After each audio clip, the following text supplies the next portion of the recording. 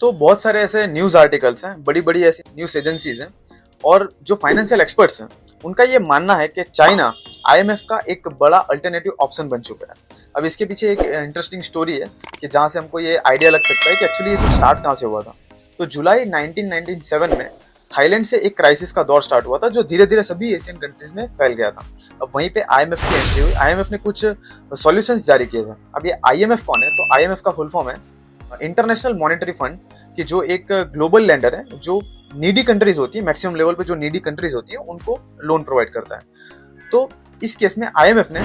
Asian countries के लिए कुछ बेल आउट पैकेजेस ऑफर किए थे। अब ये बेल आउट पैकेजेस क्या होते हैं कि ये एक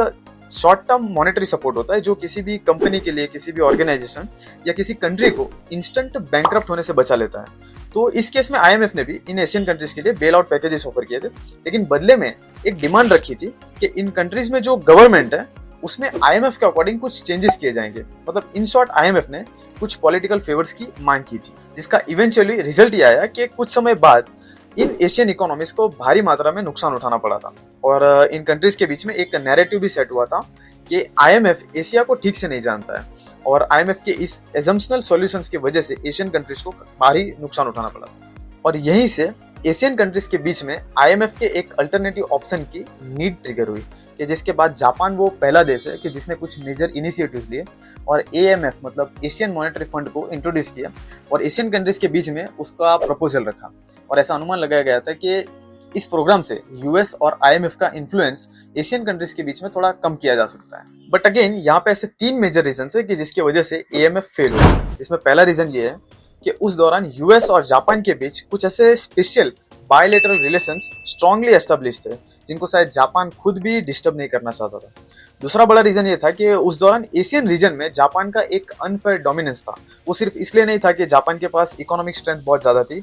बट जापान फोर्सफुली भी वहां की कंट्रीज को कंट्रोल किया करता था। इसीलिए शायद जापान को उन कंट्रीज के बीच में ट्रस्ट बिल्डअप करने में प्रॉब्लम आ रही थी। और तीसरा बड़ा रीजन ये था कि उस दौरान जो एशियन कंट्रीज थी वो ऑलरेडी यूएस और यूएस के थ्रू बनाए गए कैपिटल फ्लो स्ट्रक्चर्स पर बहुत ज्यादा डिपेंडेंट हुआ करती थी। तो आफ्टर ऑल जब एएमएफ फेल हुआ तो उसके बाद जापान के फाइनेंस मिनिस्टर मियाजावा किची ने एक नई योजना मियाजावा इनिशिएटिव को लॉन्च किया था। और इस स्कीम के तहत जो एशियन कंट्रीज हैं उनको पोस्ट क्राइसिस मतलब क्राइसिस के बाद बायलैटरल सपोर्ट देने की गारंटी दी गई थी, जो कि कुछ समय तक बहुत अच्छी चल रही थी, जो कि एक आईएमएफ की एक high condition based monetary support के अगेंस्ट एक वर्थफुल अल्टरनेट की तरह काम किया जा रहा था, कि जिसमें उन्हीं कंट्रीज को सिर्फ सपोर्ट दिया जाएगा जो आईएमएफ के साथ ऑलरेडी एग्रीमेंटेड है, फॉर एग्जांपल मलेशिया, वियतनाम और म्यांमार। और इसके बाद जापान ने इस स्कीम के अंडर करेंसी स्वैप अरेंजमेंट को भी डेवलप करना चालू कर दिया था। अब ये करेंसी स्वैप अरेंजमेंट क्या होता है कि दो कंट्रीज की सेंट्रल बैंक के बीच में ये आपसी एक फाइनेंशियल कॉन्ट्रैक्ट होता है कि जिसके अंडर दोनों कंट्रीज अपनी अपनी करेंसी को एक इक्विवेलेंट वैल्यूएशन पर एक्सचेंज कर सकती है। कि ये एक एक्स्ट्रा सपोर्ट था बियॉन्ड लोन्स और credit guarantee. For example south Korea और मलेशिया के साथ इनिशियली ये कॉन्ट्रैक्ट्स हुए थे। अब यहाँ पर पॉइंट ये था कि ये जो रिफॉर्म्स हो रहे थे, ये जो चेंजेस हो रहे थे, तो उन सब का जो मेन कंट्रोलर था वो जापान था। और इसीलिए इवेंचुअली जो पावर है वो कहीं जापान के फेवर में शिफ्ट ना हो जाए, इसीलिए सभी एशियन कंट्रीज आपस में ही एक कोऑपरेटिव फाइनेंसिंग अरेंजमेंट को डेवलप करने की कोशिश कर रही थी। और यहाँ पर इवेंचुअली हुआ ये कि ये जो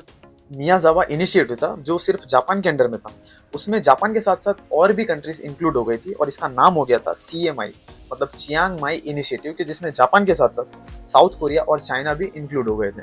अब यहाँ पर ये CMI स्कीम का मेन काम क्या था कि एशियन कंट्रीज के लिए मैक्सिमम रिसोर्सेज को अवेलेबल करवाना था और साथ ही यूएस के इन्फ्लुएंस को कम करना था, और उसके साथ साथ IMF स्टाइल जो बोरोइंग सिस्टम था उससे इंडिपेंडेंट होना था।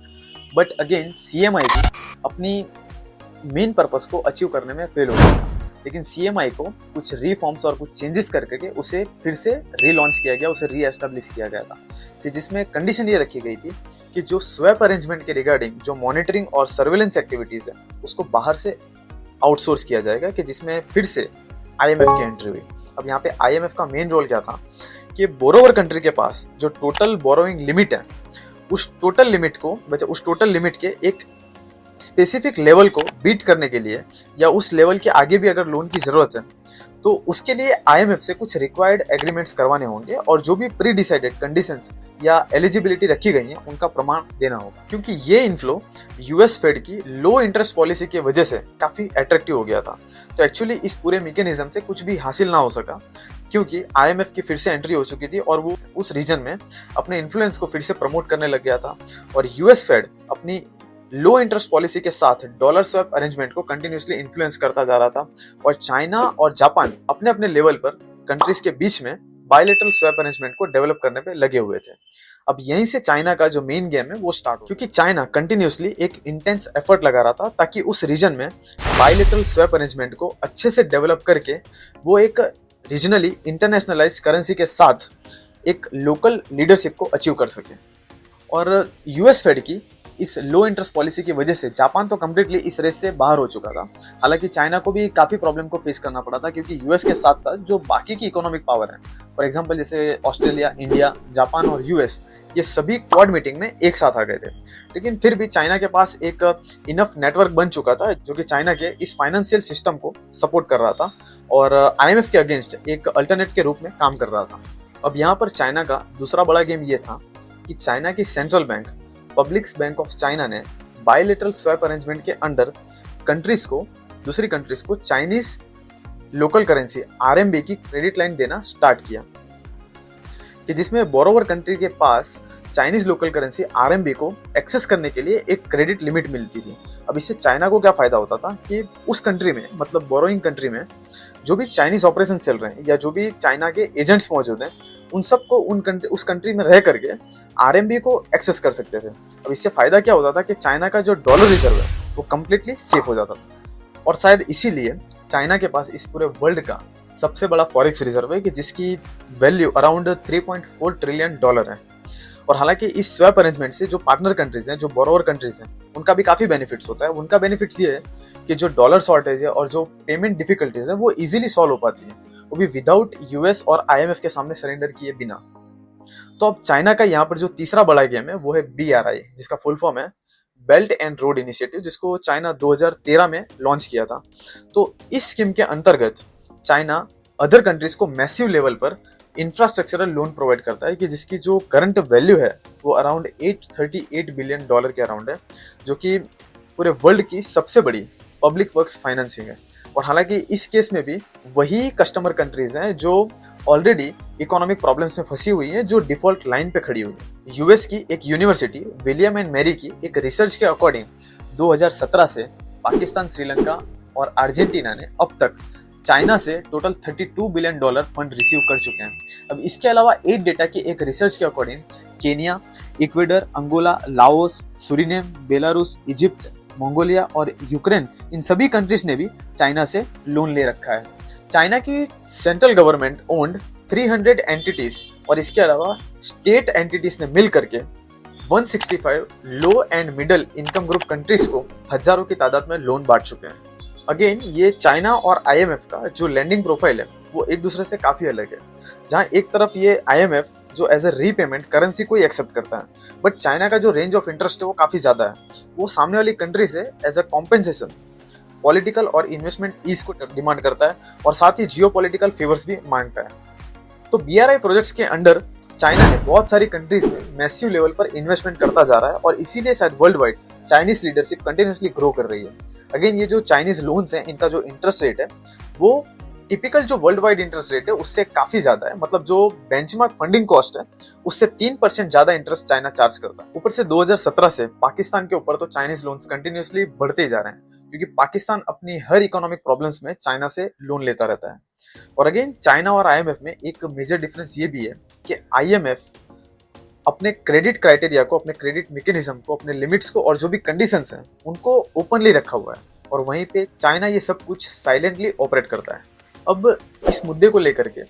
यूएस गवर्नमेंट की फॉरेन एड एजेंसी के एक फॉर्मर चीफ एग्जीक्यूटिव ने